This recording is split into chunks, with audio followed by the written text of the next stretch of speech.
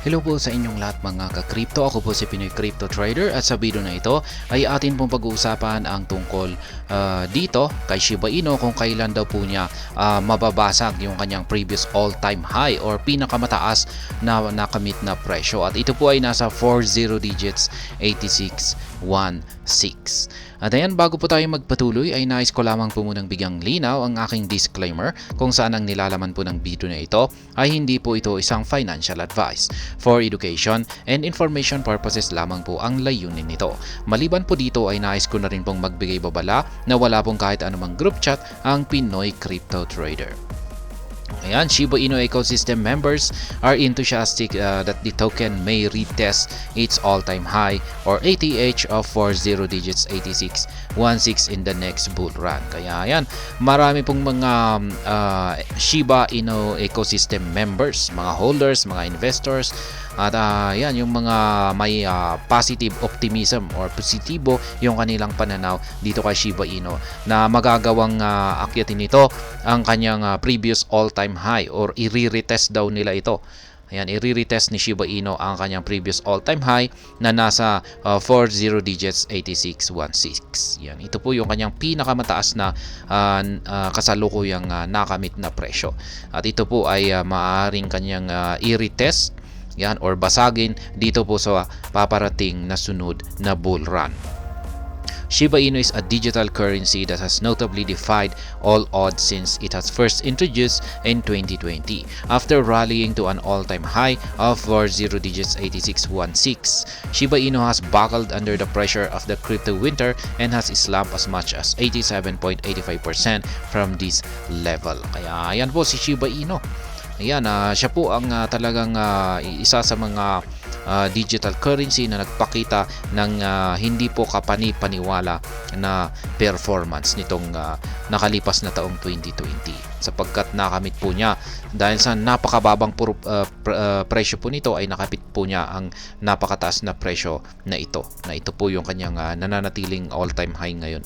Ayan, pero bumagsak po siya ng 87.85% ngayon nung nag-umpisa po ang crypto winter or ang bear market.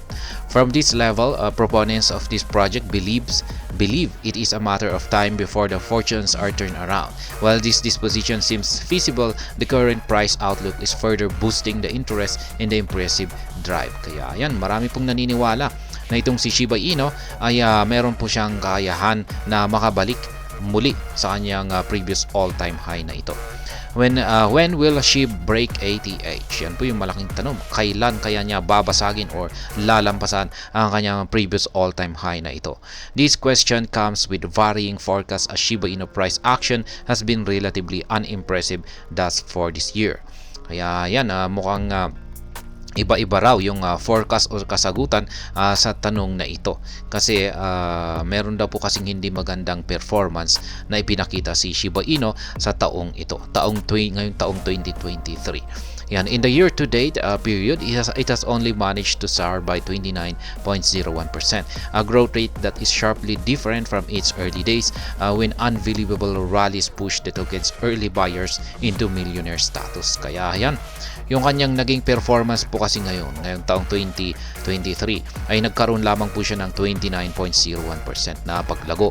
Hindi po katulad ng ibang mga performance nito noong mga nakalipas na mga taon kung saan ay yung mga maagang investors nito or maagang holders nito ay naging milyonaryo. Kaya ayan, Chainlee's prediction comes in handy in predicting the possible timeline Shiba Inu could soar back to its historic highs. Kaya ayan, yan po ulit si Chainlee ang kanyang prediction pagdating po kay Shiba Inu kung kailan po niya magagawang makabalik sa previous all-time high ni Shiba Inu or basagin ito. According to the crypto exchange, Shiba Inu may not breach the ATH before 2029 when it forecasted the token's price would hit 40 digits 869913. For SHIB investors banking in the future growth of the token, the way to reclaim history may take another 6 years if this projection comes to pass. Kaya yan, Yun po ang prediction ni Change Lee kung kailan po magagawang basagin ni Shiba Inu ang kanyang all-time high na ito.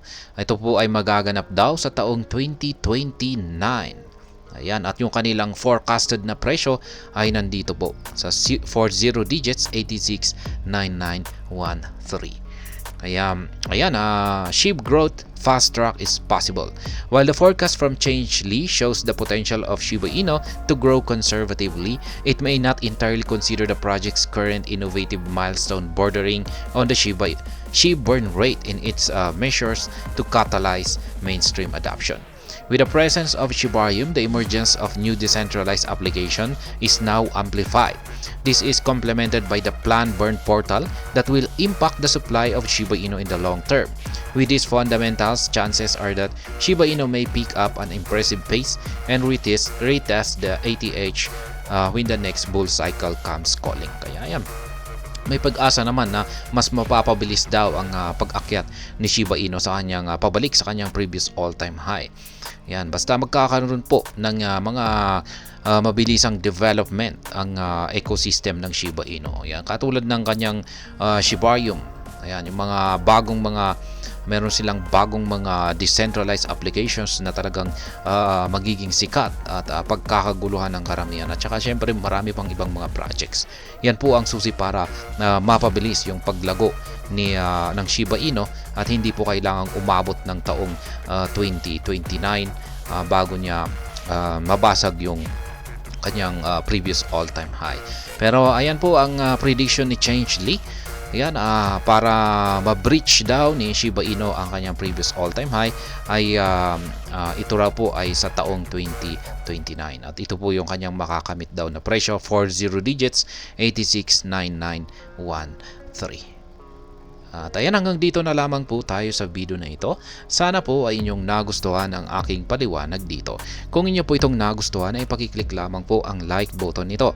Para naman po sa mga bago lamang dito, kayo po ay aking inaanyayahan para mag-subscribe.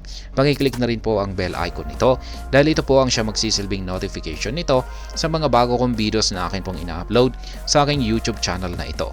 Marami pong salamat sa panonood. Ingat po tayo lagi at God bless po sa ating lahat.